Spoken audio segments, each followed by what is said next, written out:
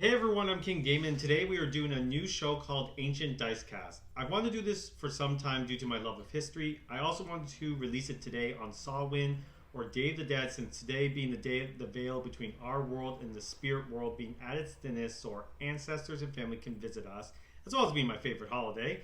I thought, why not deepen that connection with our ancestors by playing the games they left us? Today we will be starting with one of the more known ones, TAFL.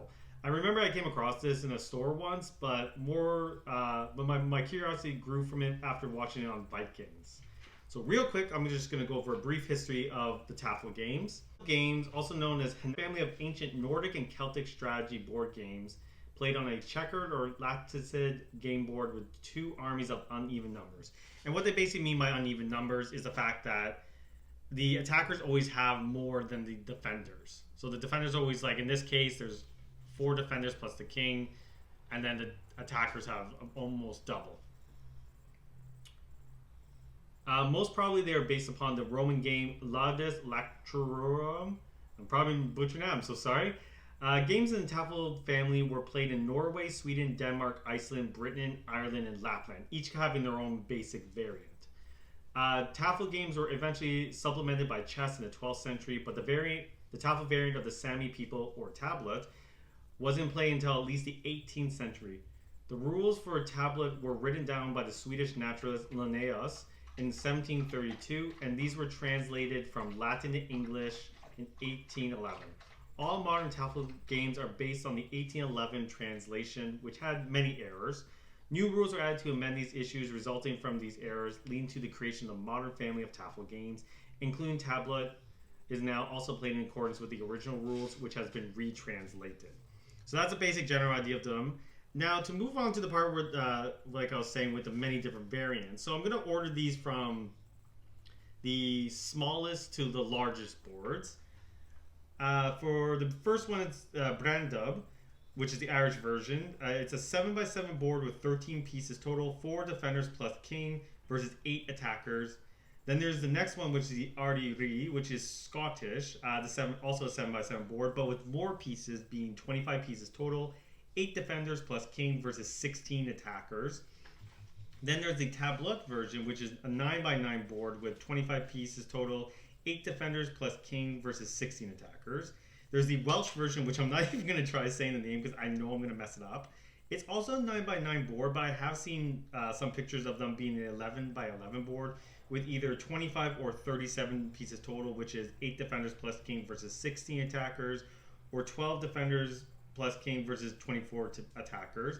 There's the Fetlar Hanafatafel, which is Norse. It's an 11x11 board with 37 pieces total, 12 defenders plus king versus 24 attackers.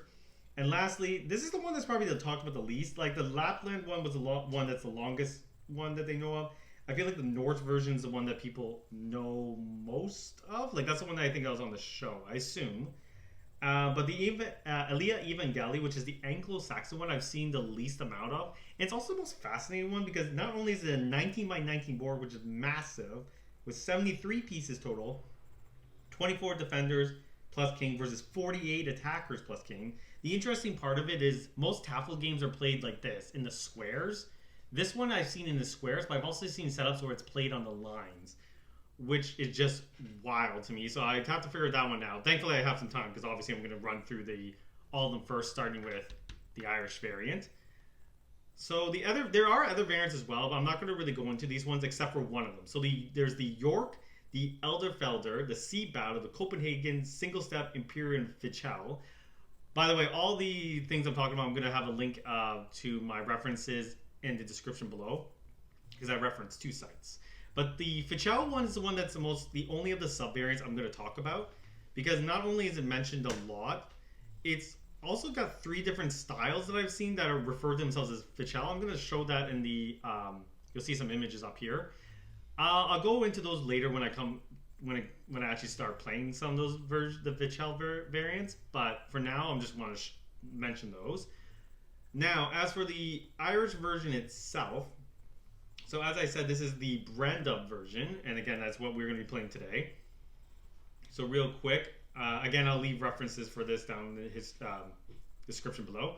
So Brandubh is the Irish variant of the TAFL games. It is the smallest use of being a 7x7, as you can see here, 7x7. I'll explain this board after why I'm mostly referring to this inner square versus these two outer squares. As with most versions of the TAFL games, the rules have not been recorded. It's mentioned occasionally in legends and poetry, and there are archaeologists' finds of boards and pieces to help piece it together. I've seen a lot of images where they show it on bits of stone, leather, and wood, which is why those are, when you look for them on Etsy and eBay, I find that that's usually the styles that they choose. So I'm just going to do the brief history of it, just like the particular part. So the Vikings began raiding Ireland at the end of the 8th century. In the early 9th century, the raiders began to winter in Ireland rather than return to Scandinavia or the British bases. By the middle of the 9th century, they were making Ireland their home and establishing Ireland as a base of Viking culture. And that's how basically I imagine the game got spread in Ireland. Probably there was some... It could be a chance that maybe they just both came up with it. I mean, Norse and Celts had a lot of similarities in their mythology as well, so it's possible. I'm going to skip most of it because I've already said some of it, but a planar board of similar construction was found at Waterford, and another now lost at Knockeboy. Both had the 7x7 grid holes, which is... It shows that basically, they found a lot of them, like I said earlier, just across Ireland, just some archaeologist finds, and that is just fascinating to me.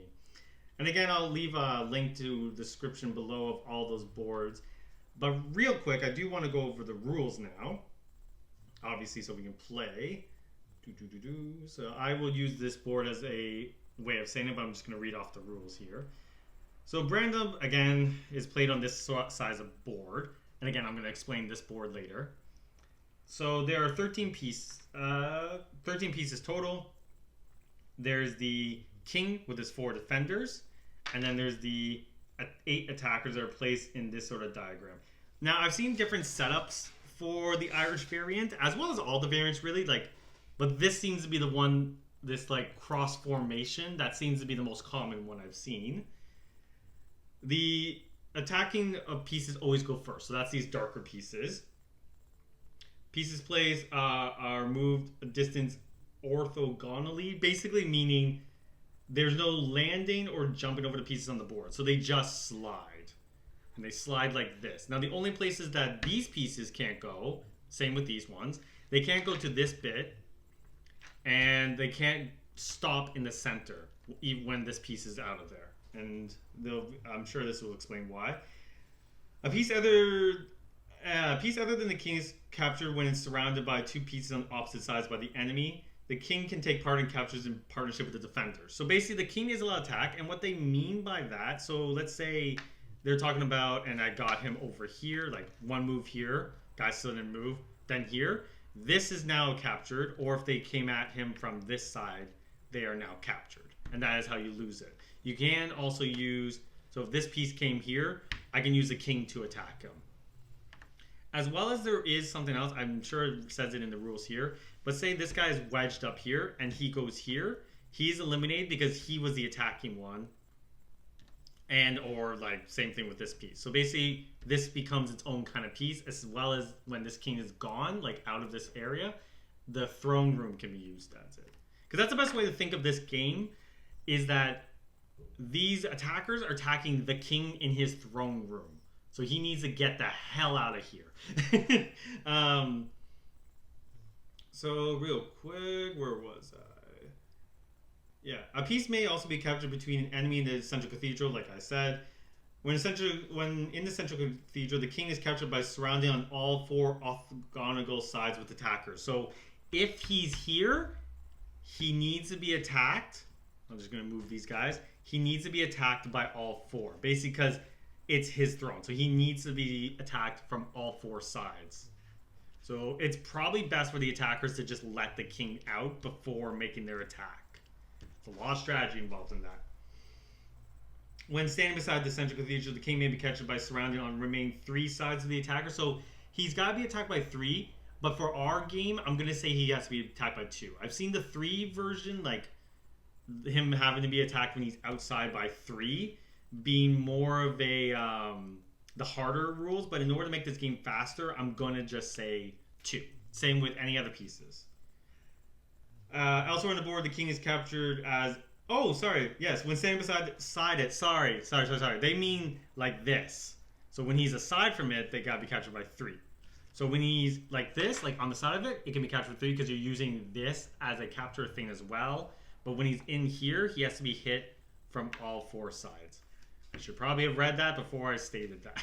I didn't wait to see what they meant, which is a common thing for me in Dicecast, as you guys already know. So the king wins the game by reaching one of the corners. So the objective of the attacker is to take down the king. The objective of the king is to get to one of these 4 spots, which again, as I stated, these guys can't go. So the only way they can block him from reaching, say, one of the corners is doing this, so that he can't, because you can't jump. He can't go diagonal. None of the pieces can do that. So that's how he gets stopped. And the attackers win if they capture the king. The game is a draw if a position is repeated, if a player cannot move, or if the player otherwise agreed to it. So basically, you don't want to keep repeating yourself. So you don't want to go here, then back here, then back here. Not like in chess where the king can sometimes have to move. You know, he'll be repeating his moves until he can find a way to get out of it, right? They don't allow that. If the player can't move, like no one can capture, because that's why I don't really want to do the 3-person rules, because if they only have 2 pieces left, but they block him from ever getting away, then that would be another considered victory, or if the players agreed to it. So the biggest strategy with this game, and there is a lot to read about the strategy of this game, but I'm just going to kind of summarize it because I already know. The strategy with this game, of all the TAFL games, is you can't sacrifice as much. So as like with all the other TAFL games, there might be some leniency to sacrifice a little bit, but with this one, no.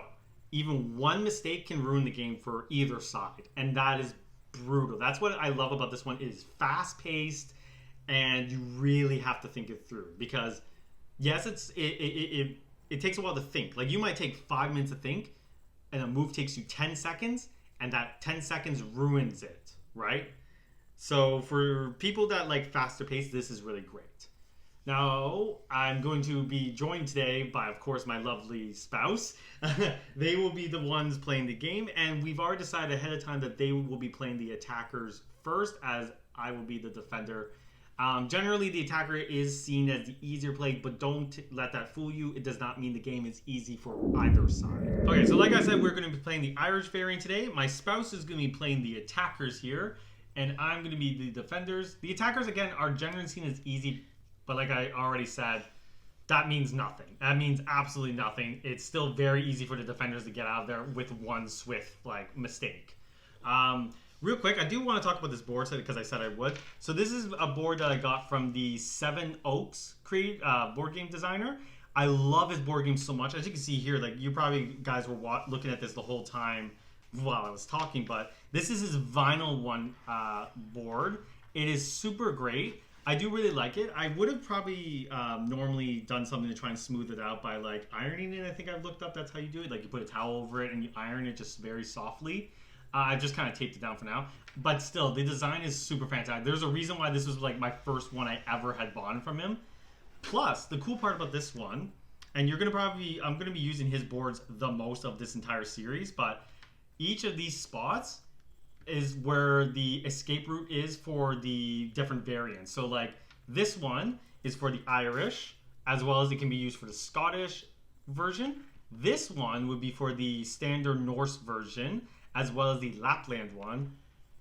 And I think, this would be for the Lapland and Welsh version. This would be for the Norse one, because the Norse one is the biggest of them. So I love the fact that it's a 5-in-1. Again, super great quality, super great price. Honestly, the store owner guy, I've talked to him a lot. He's like just fantastic. He has so much knowledge on board games. And if you really want one that's like, I wish I had found this one first. I'm going to show you the one I had bought before I found out about him. But I love the fact that it's like a 5-in-1. It's super great. And he does an excellent job in custom jobs too, if you've ever wanted one from him. I'll leave a link in the description below for his shop. It's an Etsy shop, so just look out for that link. I'll put like Seven Oaks or something like that. I'll make it obvious, basically. But without further ado, let's begin to play. So attackers go first. How dare you? And again, they move basically, if you know chess, they move similar to rooks. They're like exactly the same. I don't understand that reference. Okay. I know you don't. But So you can, again, move as much as you want. It does not matter. I'm going to go... I think I'm going to go here. So if you overheard that, I forgot about this rule that like you have to, if I'm in the throne room, you have to capture me on all 4 sides. If I'm aside from the thing, you have to capture me 3. But if I'm running around, you can capture me 2. Ooh, someone trying to capture me. I don't like it. I don't like it. No, daddy, no. Okay, I'm gonna go there. You son of a bitch. Yeah, I got it! You're like, yeah! Okay. Shouldn't have let me nap. I know. You shouldn't have let me nap. No, I know. Okay, I'm gonna go here. Shit, I had a plan for that, but I should have realized you would just follow me. That was a bad move on my part.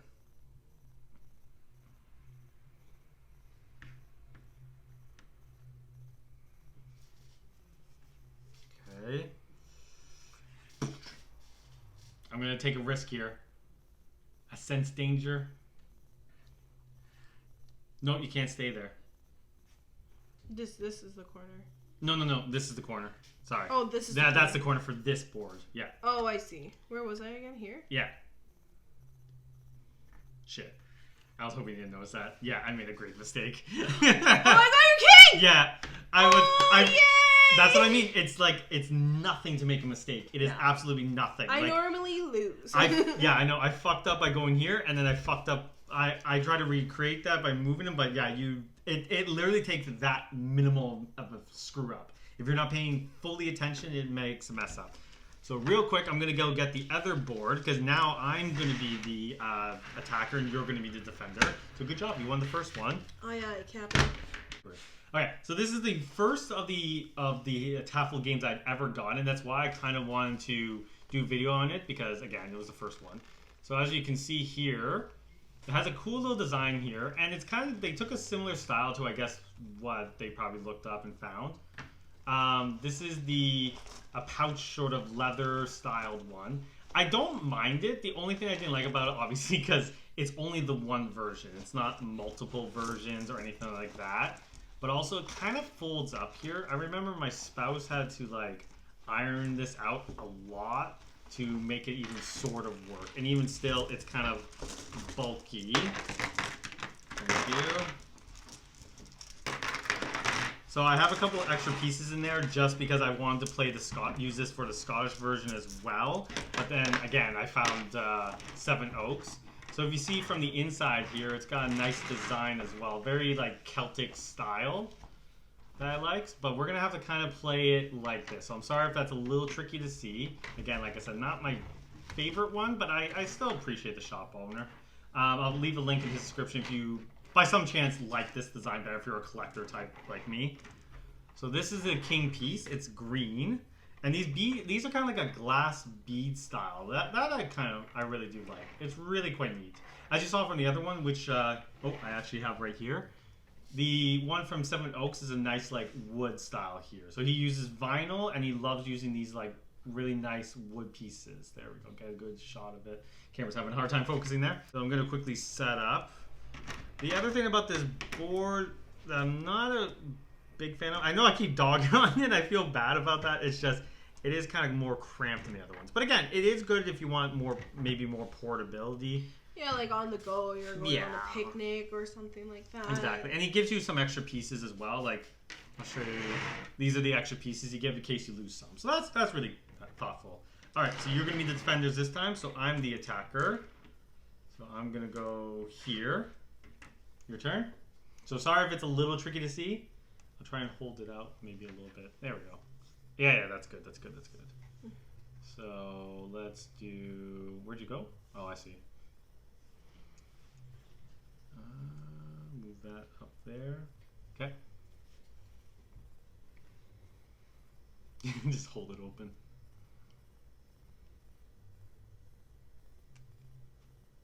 Okay. So where are you going? No. Go here. I see which way you want to escape. I do like that he kind of did these like light red squares that really show the exit to like really highlight where you have to go. Oh, you don't want to run away. Okay.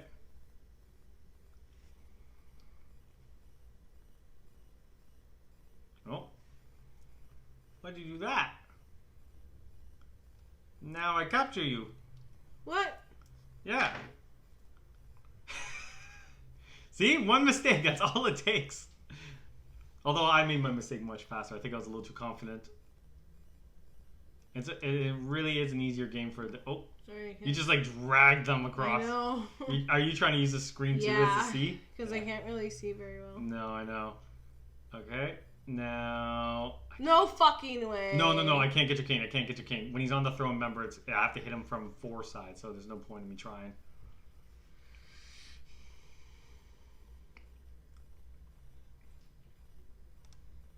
Oh, they ran away like a coward. Over here, right? Yeah, you were there. Oh, okay. Going that way. Sorry, I can't visualize when I can't really see the board, so I have to like... I'm going to try something. I don't think I'm going to succeed, but I'm going to try it.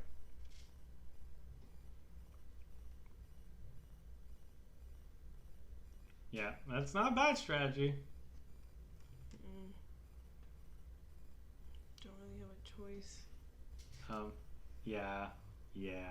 I know. Yeah. It's gonna get hated because even if I went here, you literally just had to cross down but again, here, and that was it. though, it's really showing that this version of the TAFL games, it gives you no room for errors. I think most people said the game can last between 1 to 5 minutes. Like it's super quick. You take more time to think of your move, and then you overthink, you screw up. All right, so before we set up the board, I just want to show off this one a little bit. So this is the cloth version of the same creator, Seven Oaks. I really love this one. I bought this one after the vinyl one because I really like the idea of the cloth of it. Just because, I don't know, it just feels more portable. So again, if you're thinking of, you don't really need to be too portable. You can get the vinyl one. Like the vinyl one is still portable. It's a simple thing, but this one you can fold up, put in your pocket. That's it. And it comes with a, actually let me show that off. He always comes with a little sack.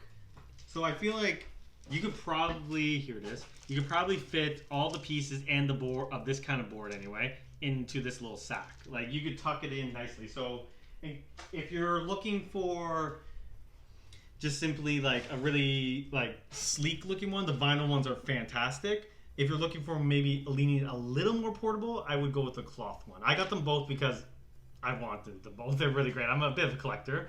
I also like the design of this one. So when the other one, if you remember the design, this one has like a nice little Norse as well as a little bit of Celtic-ish design, but it's got some runes. I say this one's more Norse actually.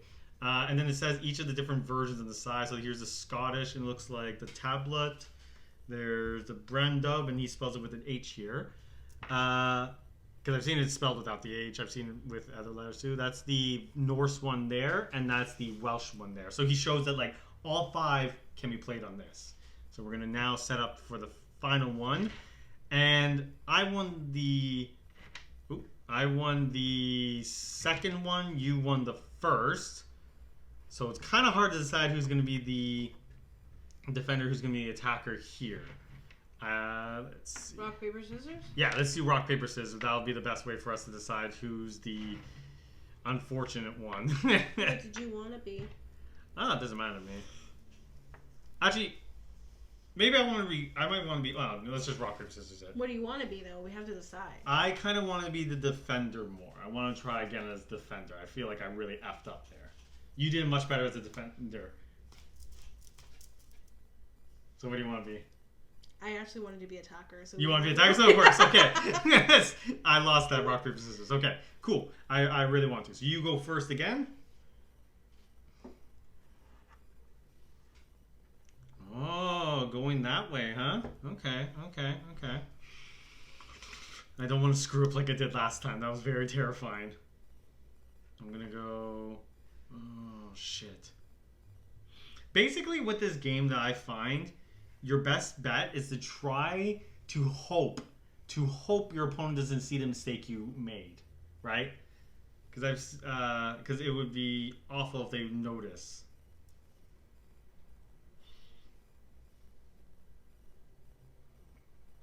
I'm also looking up at the board because it's actually quite easy to see on the screen because we're screen sharing it right now. Man, I can't think when you talk. No, sorry. I was just noticing that it's not doing this hard time focusing like it was with the pouch version. Something about the pouch one I just did not like.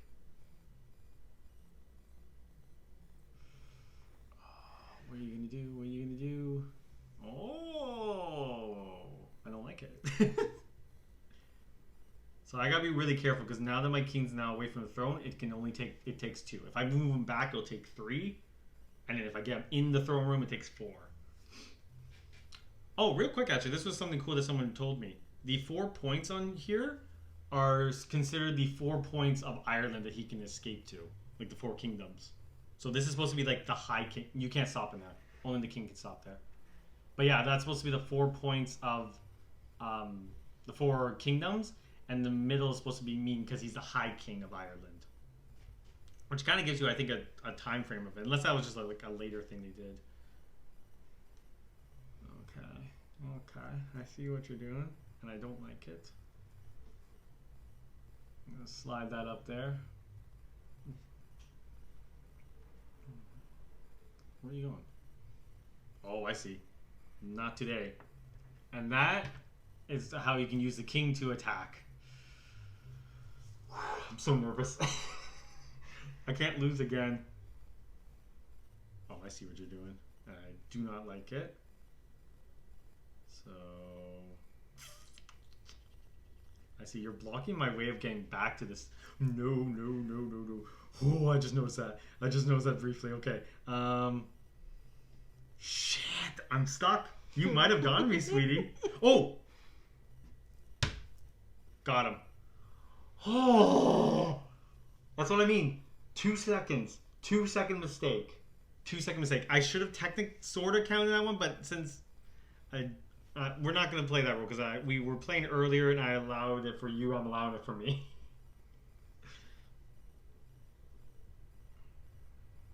But yeah, if you want to play chess rules where it's like the second you take your finger off.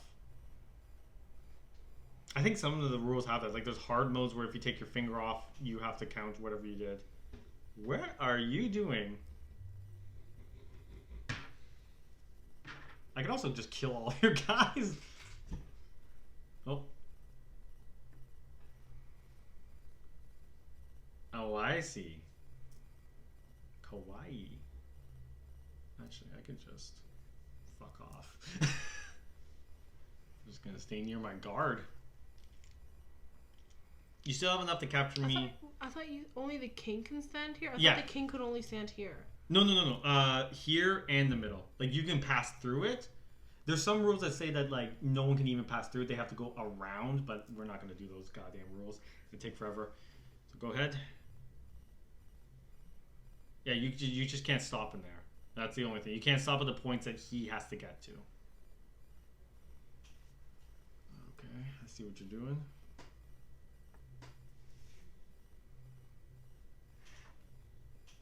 Oh, smart. But I can use that wall to kill you. What? Yeah. I didn't know that was a rule. That's not fair. That's cheating. I literally talked about in the thing. I fell asleep. All right, you got another chance. You got a fair chance, maybe. That's not fair. I didn't fucking know that was a thing. Yeah, you can use those to pin him. You can do it to me too. That's why I thought that was why you were here because you were trying to make it so that I could just not escape. And and escape. That's not fair. I said it in the room. You're cheating.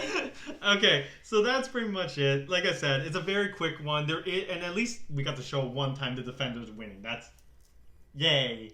So it shows that it's not impossible for the defenders.